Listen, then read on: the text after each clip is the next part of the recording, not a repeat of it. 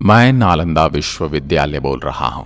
आज मैं आपको मेरा ऐसा गौरवशाली इतिहास बताने वाला हूं जिसके बारे में आज की पीढ़ी कम ही जानती है। हां, मैं वही विश्वविद्यालय हूं जो एशिया की सबसे बड़ी यूनिवर्सिटी हुआ करता था। लेकिन एक नरभक्षी, पागल, राक्षस, क्रूर और सन की तुर्की शासक बख्तियार खिलजी ने मुझे और मेरे पुस्तक भंडार को जलाकर राख कर दिया था। महीनों तक मैं जलता रहा, किसी ने मेरी सुध नहीं ली।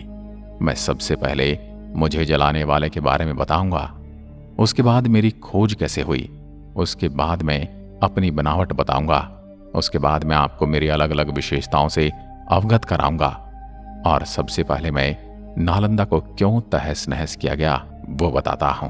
मेरी कहानी सुनोगे तो भारत के लाडलों, तो आपकी आंखें भी भीग जाएंगी।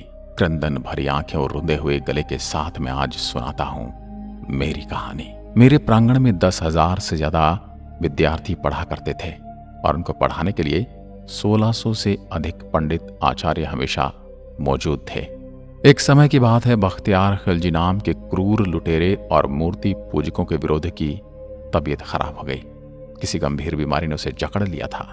उसने अपने नीम हकीमों से बहुत इलाज करवा लिया, लेकिन उसकी तबीयत ठीक नहीं हुई। उस समय एक यात्री मेरे प्रांगण में घूमते हुए सभी विषय पर पढ़ने वाले आचार्यों से भेंट करते हुए मोहम्मद बख्तियार खिलजी के राज्य में जा पहुंचा। वहां उसे पता चला कि वो अभी बीमार है तो मिल नहीं सकता। उस यात्री के विशेष आग्रह पर बख्तियार खिलजी मिलने के लिए तैयार हुआ।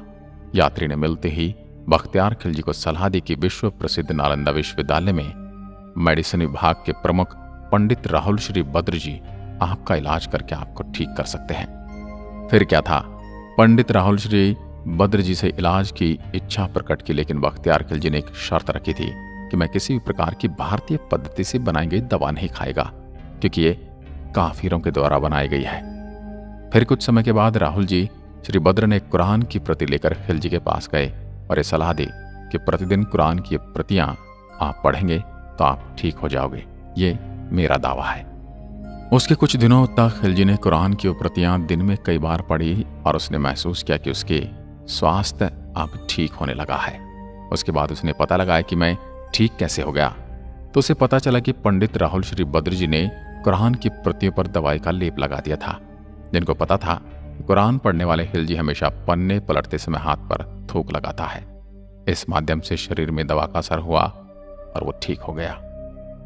उसी के तुरंत बाद खिलजी को यह बात सहन नहीं हुई कि मेरे नीम हकीमों से मैं ठीक नहीं हुआ, परंतु काफिर की दवाई ने मुझे ठीक कर दिया।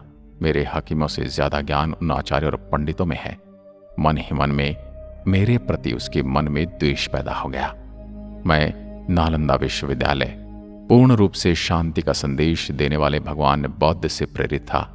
जगह जगह पर भगवान बुद्ध की प्रतिमाएं और स्तूप बनाए गए थे। हर आचार्य, पंडित, हर विषय में परिपूर्ण बड़े बड़े ज्ञानी और बड़े विद्यार्थी सभी भगवान बुद्ध के सामने नतमस्तक होकर शिक्षा ग्रहण करते थे। ये बात खिलजी को सहन नहीं हुई, क्योंकि वो एक मूर्ति भंजक था। मूर्ति पूजकों को मारना वो अपना धर्म समझता था और एक मूर्ति पूजक द्वारा इसका इलाज करके ठीक करना उसे अपने धर्म की तौहीन नजर आई। फिर अचानक एक दिन मैंने असंख्य घोड़ों के पैरों की टाप सुनी, कंपन को अपनी ओर आते महसूस किया। लेकिन मैं तो शांति और शिक्षा के लिए विश्व में विख्यात था, मुझे किस बात का डर था। खिलजी और उसके घुड़सवारों ने मेरे सभी दरवाजों को बाहर से बंद किया और एक टोली अंदर घुस गई। उसके बाद मैंने जो क्रूर खेल देखा, मेरे प्रांगण में जो शब्दों में बयान नहीं कर सकता। कहना बड़ा आसान है, लेकिन जो मैंने अपने आचार्य, पंडित और विश्व के अलग अलग कोने से आए विद्यार्थियों का टपकता खून देखा, मैंने अपनी नंगी आंखों से देखा, उसको बताना कठिन है। हजारों शिक्षकों को पल भर में मार दिया गया। शांति के संदेश को फैलाने वाले असहाय खाली हाथ वाले मौजूद सभी को खिलजी की मूर्ति पूजक विरोधी मानसिकता ने मार दिया। कुछ भागने में कामयाब हो गए तो कुछ महत्वपूर्ण पांडुलिपियों को कपड़े में छुपाकर अपने साथ ले गए, जो तिब्बत की ओर भागे, और उन्हीं पांडुलिपियों की सहायता से बौद्ध धर्म और शांति का प्रसार तिब्बत में हुआ। मैंने अपनी इन्हीं आंखों से वो खूनी खेल देखा, जो क्रंदन दृश्य 10,000 विद्यार्थियों के साथ साथ सभी आचार्य, पंडित और शिक्षकों को मार दिया गया। उनका कसूर ये था कि वो मूर्ति पूजक थे, मूर्ति में अपनी आस्था रखते थे। उन सभी मूर्ति पूजकों को मूर्ति पूजा का दंड मिला। मेरे परिसर में मैंने ऐसा खूनी खेल देखने की कभी कल्पना भी नहीं की थी। मैं तो शांति का मंदिर था। जब सभी मूर्ति पूजकों को मार दिया गया तो खिलजी ने आदेश दिया कि मेरे पूरे परिसर को आग लगा दी जाए, मुझे खंडित करके तहस नहस कर दिया जाए। मेरे बच्चों, अगर मुझ में प्राण होते तो मैं चल फिर सकता तो सभी रिसर्च पेपर को छुपा देता, ताकि मेरी आने वाली पीढ़ी हजारों सालों की मेहनत को पढ़कर फिर से ज्ञान प्राप्त कर सके। लेकिन मैं ये कर न सका। मुझे सबसे अधिक पीड़ा उस समय हुई जब मेरे परिसर में मौजूद पुस्तकालय में आग लगा दी गई। मेरे बच्चों, उस पुस्तकालय में भारत का भविष्य था।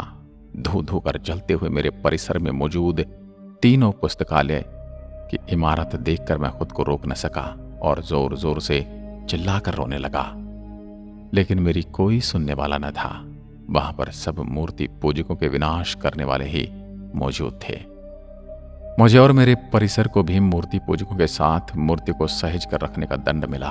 मैं पूरी तरह धू धू कर जलता रहा और मैंने आंखें बंद कर ली। पूरे 6 महीने तक मेरी विश्वविख्यात पुस्तकालय में आग जलती रही और भारत का भविष्य जलते हुए मैंने उसके ताप को महसूस किया।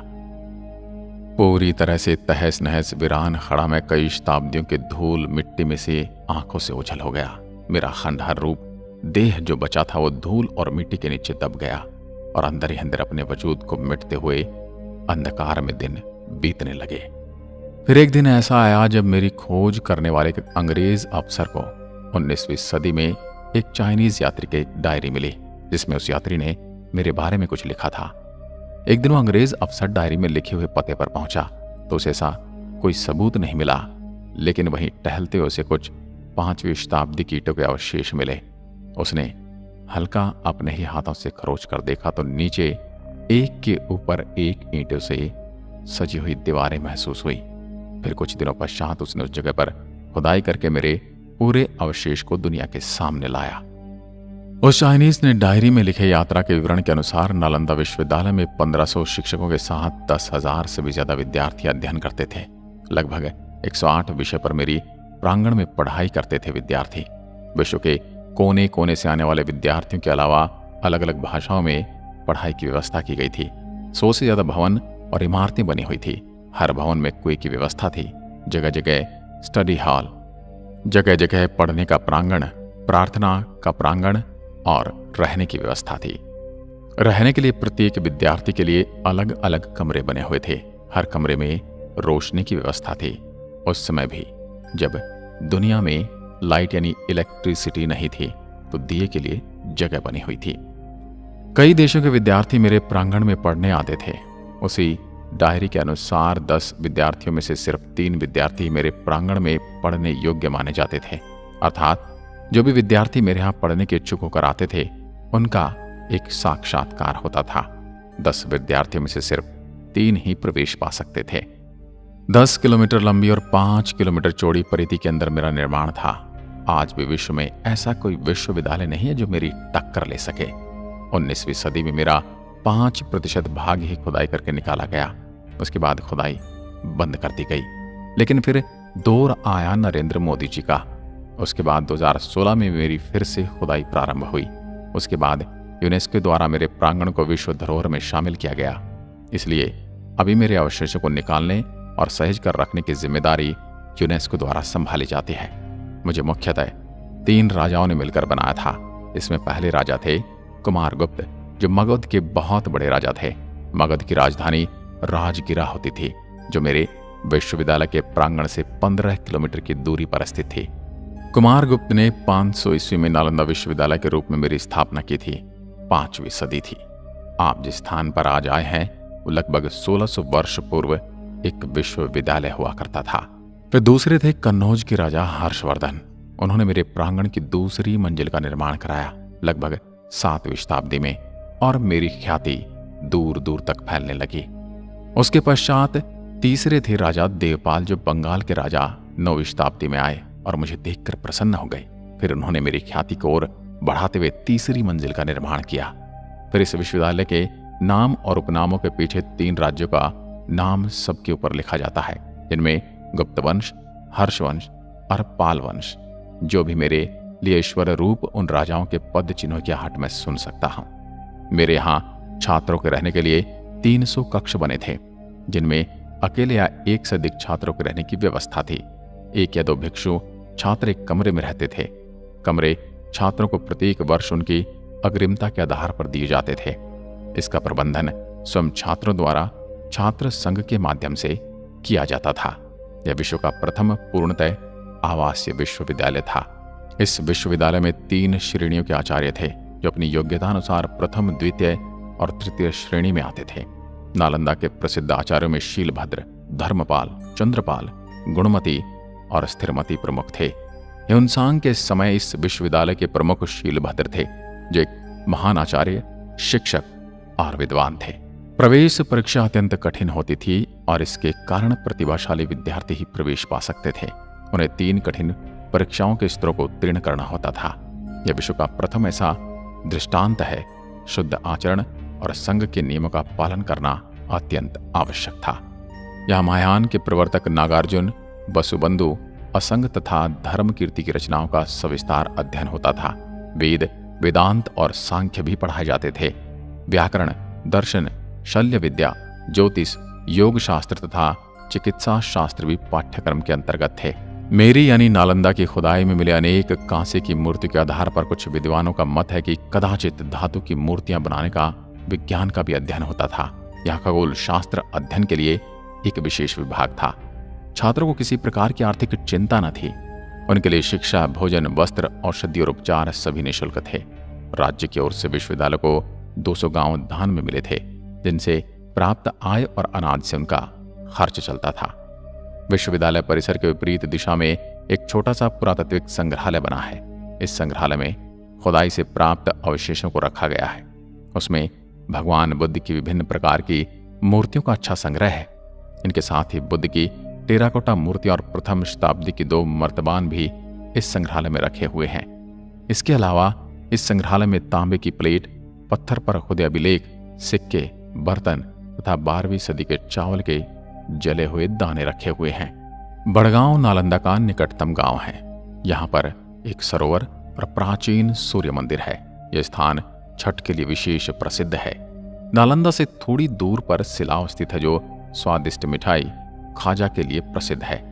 इनके पास ही है राजगृह।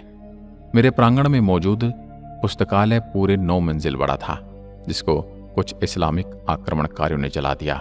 और मेरे पुस्तकालय में 3 इमारतें हुआ करती थी। उनके नाम हुआ करते थे रत्नादि, रत्न सागर और रत्नी रजक। 12 शताब्दी में जब खिलजी की क्रूर और मूर्ति भंजक विरोधी मानसिकता ने मुझे तहस नहस कर दिया, मेरी विश्व प्रसिद्ध पुस्तकालय में आग लगा दी और मुझे 6 महीने तक धू धू कर जला दिया। मेरे देशवासियों, आपने उस लाइब्रेरी में क्या खोया वो आप अभी नहीं समझ सकते। हजारों वर्षों के शोध, लाखों पांडुलिपि, हजारों करोड़ों शोध के पेपर धू धू कर जल गए।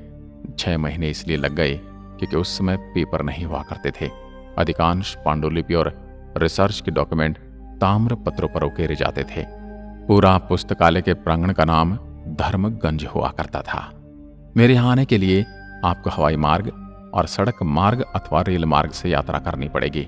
हवाई मार्ग के लिए निकटतम एयरपोर्ट यहाँ से 89 किलोमीटर दूर निकटतम हवाई अड्डा पटना का जयप्रकाश नारायण हवाई अड्डा है। रेल मार्ग के लिए नालंदा में भी रेलवे स्टेशन है, किंतु यहाँ का प्रमुख रेलवे स्टेशन राजगीर है। राजगीर जाने वाली सभी ट्रेन नालंदा होकर जाती हैं। सड़क मार्ग, नालंदा सड़क मार्ग द्वारा कई निकटवर्ती शहरों से जुड़ा है। अगर आप राजगीर से आते हैं तो 89 किलोमीटर दूर पड़ता हूँ। वहीं आप गया से आते हैं तो 89 किलोमीटर दूर स्थित हूँ, लेकिन बोध गया से आते हैं तो मैं 110 किलोमीटर की दूरी पर हूँ। मैं नालंदा विश्वविद्यालय आपको आमंत्रित करता हूँ। तो महानुभावों, मेरे बारे में आपके दिमाग में कुछ तो प्रतिक्रिया जरूर आई होगी। वो मुझे कमेंट सेक्शन में लिखकर बताइए, ताकि मुझे पता चल सके कि आप मेरे बारे में क्या सोचते हैं। मिलता हूं एक और पटकथा के साथ। तब तक के लिए नमस्कार। जय हिंद, जय भारत।